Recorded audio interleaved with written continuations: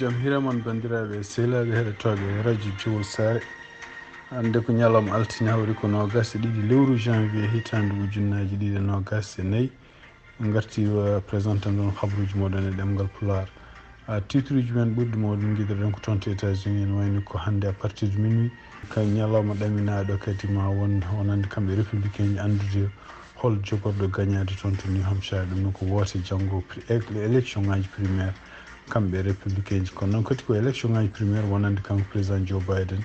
ene wayno inde makko nan toon ha habaruji men ha hande toon to États-Unis toon to Massachusetts ene wayno ko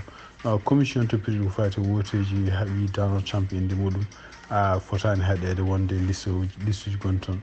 ma en ƴeew kadi ruttade toon to Georgia goto e ɓiɓɓe Martin Luther King ƴi ko ɓurɗo famde duuɓi sankima hande ko cancer waɗi ɗum habaruji men international manam en toon to Israël e tumnade kadi ko BBC reporté ono kamɓe laamu Israël ɓe goni koye ƴeewde joni nanodiral hakkude mabɓe e Hamas e hakkude mabɓe kadi leyɗel goɗɗo ko wayno Qatar e Égypte e États-Unis pour wawde wiide men de koɓe dartina haara nde kono noon yaato yimɓe ardiɓe Hamas hohoɓe towde beelan jalta Gaza ko cugnade habaruji gummiɗiɗo to APA News hono kamɓe dadiɓe Mali ɓe mbawi kadi hande warde goto e yimɓe hohoɓe ardiɓe hono ɓe mbiyetuɓe état islamique biyeteɗo Abdoul Wahab al-Shukri ma gartu toon to Mauritanie kadi ko fayre mawde wonno toon wonande étranger ji wiyede wonde ko mbawa liggade ko transport public ƴeew communiqué o jaltuɗo e Facebook mo police Mauritanie ko haali holko woni gonguire gonga ko haalte toon toon to Égypte hono kamɓe ligue arabe ɓen toon ndendi tuggi hanki ɗum noon ko ƴeewde situation gonɗo oɗo saha joni toon to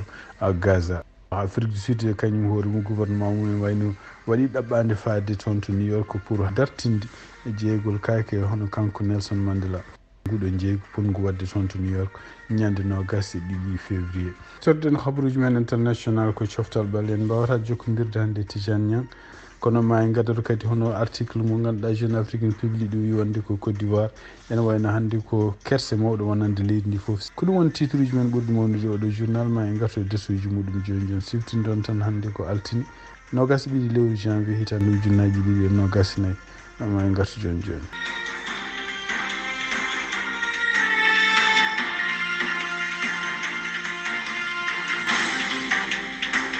bandiraɓe sehlaɓe heɗotoɓe radio Jowol Sare jaam hiire moon guiɗoɗen d' abord ko fate e siftinde tan wonande wonɓe diwan Cincinnati e diwan Dayton ha yettanma Kentucky ene wayno ko jamma hande oɗo altini jamma à partir de minuit wonan dépend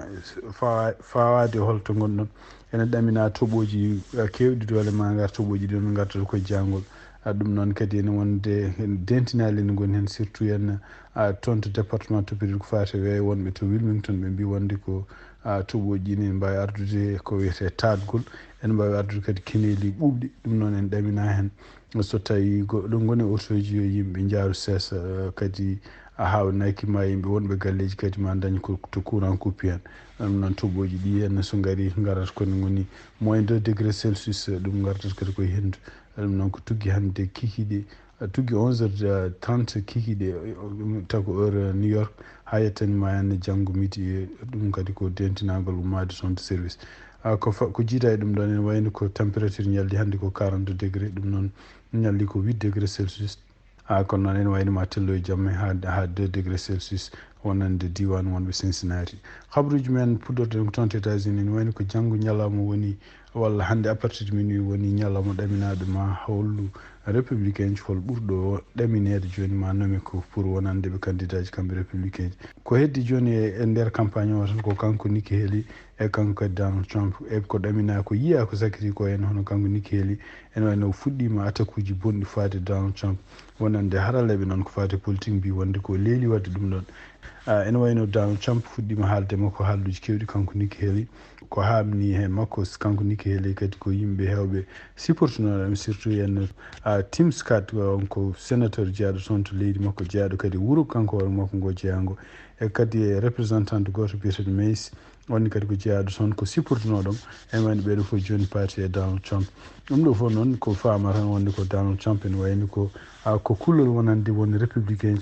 ɗaminiɓe kadi ne gartan gotane pour ko fati représentant ɗum ɗon so tawi gondani makko kanko hunoko makko ne toosima o won ɗumen ko wawi wonde fof ene wayno ko kanko Nikki Haley en ɗamina hawnaki ma o heɓa ardade Donald Trump toon to New Hampshire ɗum ɗon so tawi heeɓi ɗum ɗon noon hawnaki leyɗele keddiɗe goɗɗe leyɗele sappo taw ko républicain ji taw ko surtout élection ngaji ma primaire ene waɗe toon hawnaki ɗum ɗon kadi ma wallumo kanko Nikki Haley ƴewde so tawi mo wawi heftude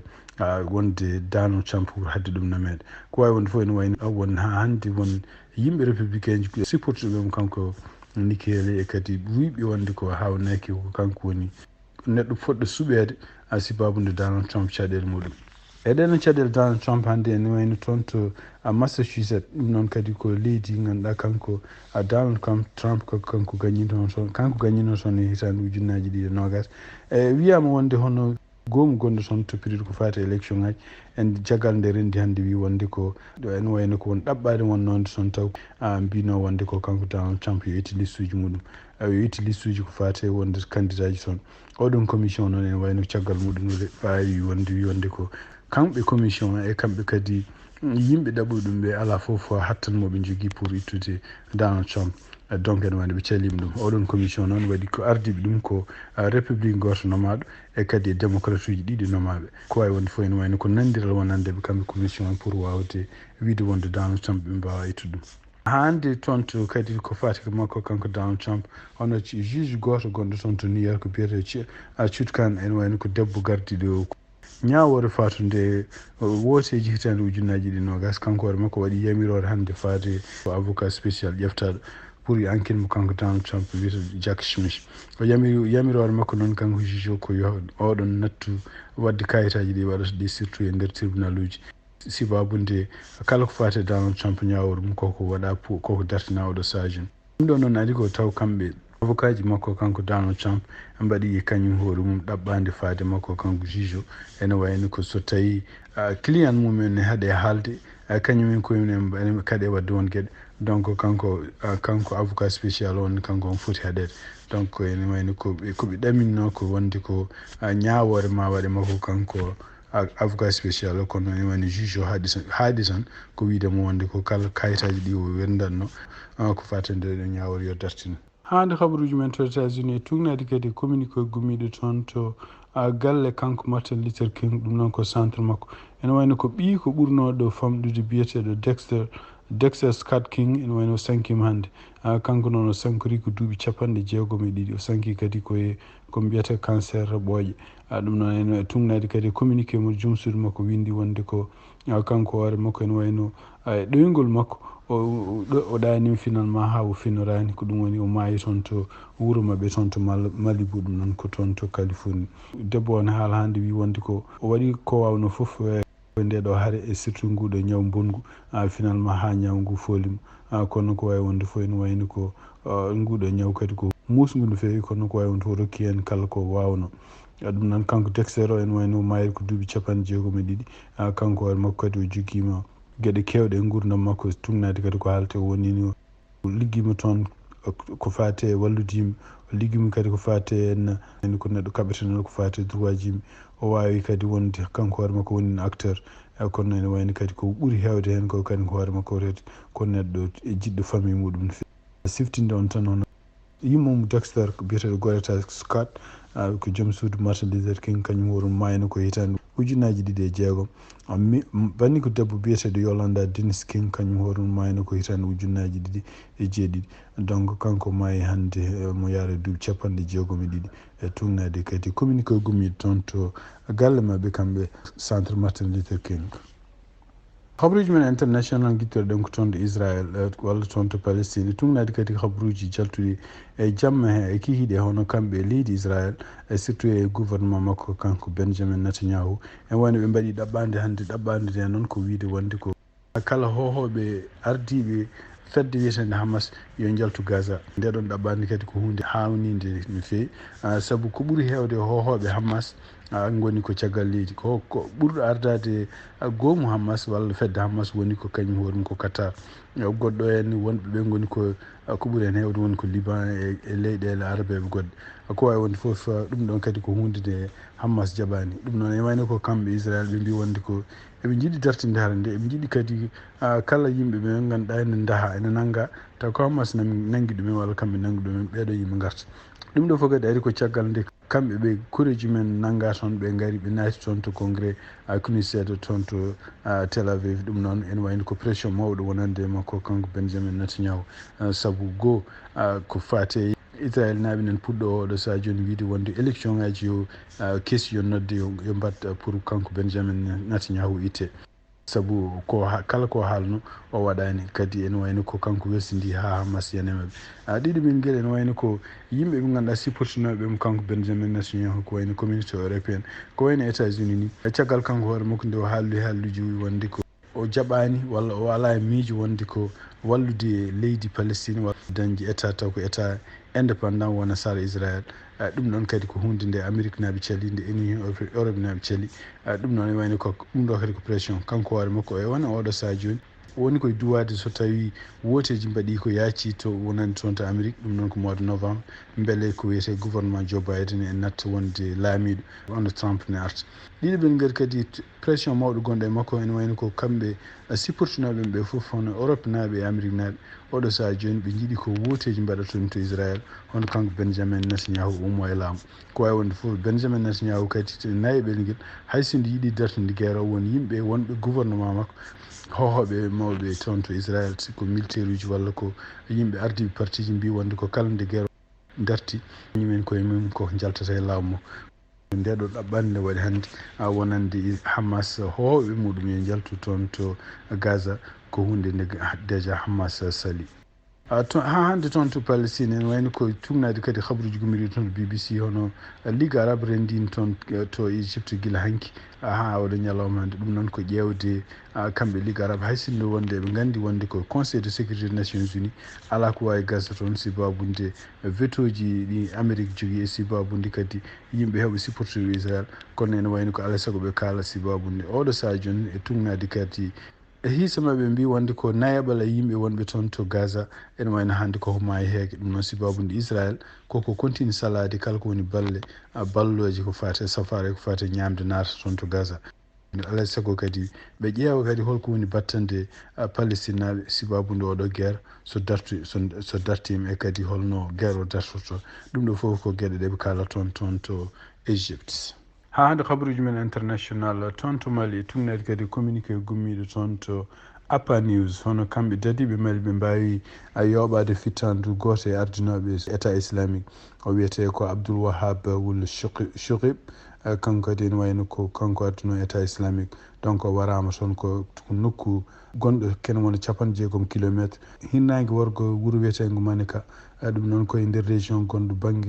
banggue funnague leydi Mali kanko Abdoul Wahab wul Chouib noon ene wayno ko kanko hoore makko kanko joguino rôle mawɗo ko surtout fate jokkodiral hakkude gueɗe ɗe ɓe mbaɗata kamɓe ɓeɗo wiye won boniyankoɓe toon to wonɓe Sahel ene wayno ɗiɗo duuɓi fof mo yiilatono taw ko yimɓe Mali naaɓe jultonomo kono noon kadi ene wayno ko ɓe mbi kadi ko takka ko gueɗe kewɗe ɗe ganduɗa en warde kene temedde civil en ɗum ko région mbiyata gonɗo toon to Menaka hakkude hitande ujunnaje ɗiɗi e nogas ɗiɗi yo hitande ujunnaje ɗiɗi e nogas tati ko wawi wonde fof kadi ene wayno ko sankare makko kanko Abdoul Wahab walla Chouib ari kadi ko caggal nde yimɓe hewɓe kadi jeeyaɓe famille makko kañumen koyemen mbara e nder mois de novembre hitande ujunnaje ɗiɗi nogas e tati ene jeeya e ɓen waranoɓe biyeteɗo Alwan walla Chouib e kañum hoore mum ene wayno ko miñi ko kañum hoore warano koye nder hitande ujunnaje ɗiɗi e nogas tati tugnade hande article hono bargol makko kanko Abdoul Wahab walla Chouib ma wonan perte mawɗo wonande état islamique gonɗo toon to Mali ha hande toon to Mauritanie tugnade kadi habaruji gommiriɗi toon ɗeɗo balɗe foof nene haale surtout nde tawde hunde communiqué yaltuno toon ene haala ko fate en wonde étranger ji ne kaɗa kondirde autoji surtout e liggade ko wiyete transport public ɗum noon ene wayno ko communiqué jaltuɗo hanki wono police wawi rokkude lamnude holko holko oɗo communiqué walla holko ngal ɗo kuulal ko haalata en wayno kuulal ngal haali wi wonde ko oɗo sahaa joni ko alay saago neɗɗo jogo permis de conduire taw ko permis de conduire taw ko haa ko ñebbe o ɗum noon pour wadde so tawi ne yiɗi liggade ko wiyete transport public kala citoyen mauritanien e kala étranger liggotoɗo toon to Mauritanie tawde kañum jiɗɗa ko liggade koye transport public a wawa wasde jogade oɗo permis de conduire ko mbiyata permis de conduire vert e ɗum noon wona Mauritanaɓe tan wona étranger ji tan ko Mauritanaɓe jeeya hen ɗum noon kadi ko wawde lernude saabu yaltuno adana wiye kono ñande aljuma nde wiyete wonde ko circulaire yalti wonde kene haɗa étranger ji liggade toon to Mauritanie surtout ko fate transport public so wiyama transport public noon wayno ko hay kondiroɓe taxi ji ene jeeya hen donc wawi wonde fo ene wayno tugnade hande communiqué jaltuɗo walla article jaltuɗo toon e Facebook mabɓe kamɓe police ɓe mbi oɗo article ene wayno circulaire o ko waɗɗe étranger ko ɗum waɗɗe Mauritanaji pour jogade permis de conduire taw ko vert sene yiɗi liggade ko wiyete transport public toon to Afrique du Sud e tugnadi kadi habaruji gomiriɗo toon Al Jazeera hono kamɓe gouvernement Afrique du Sud ɓe mbaɗi ɗaɓɓande toon to New York fade toon to New York ɗum noon ko dartinde hono jeeygol kaake ɗe ngannduɗaa kanko Nelson Mandela o jeeyino ɗum ɗon ɗeɗon kaake noon kene limi heen 75 taw ko geɗon ɗe ngannduɗaa ene kanko suwa huutirem ɗum noon kila letturuji makko haa kadi e simisaji ɗi ɓurɗo no haa e même kaduji en kadu ne jeeya heen mo kadu mo kanko Bill Clinton rokkunomo ngol ɗon jeeygol noon yamirno ko yo wata ñande 22 lewru février hitande ujunnaji 2024 toon to New York ɗum noon ko hakkunde jeeyowo biyeteɗo Guernsey e kanko kadi famille makko kanko Nelson Mandela e surtout e gardugol ɓii ko debbo biyeteɗo Makaziwe Mandela kanko noon Nelson Mandela ko kadi gueɗe ɗe o hutorno ene jeeya hen taw ko gueɗe ɗe ngannduɗaa en gila won e kaso taw mo windi ɗum ko lettuɗi ɗi windino siftinde on tan ko Nelson Mandela waɗi duuɓi 27 kaso sibabude kanko hoore makko lundademo laaminoɓe toon taw ko laamu ko mbiyata apartheid ɗum noon ko laamu leñama ko ngu yamirano hokkude ɓaleɓe toon to Afrique du Sud hattano men ko wawi wonde fof ene wayno ko kamɓe Afrique du Sud ɓe mbi wonde kala ko Nelson Mandela jeeyno ɗum noon kadi ene wayno ko gueɗe ɗe ngannduɗaa ne foti artirede ko leydi Afrique du Sud ko toon foti heddade ko Afrique du Sud jeeyi ko yimɓe muɗum jeeyi ɗum noon andaka taw holno ɗum jogorwade saabu ene wayno ko kanko ɓiɗɗo Nelson Mandela e famille muɗum ɓe jaabaki taw ko fate holno ɓe jogori wadde jeeygu kam fonno wadde ko ñande 22 février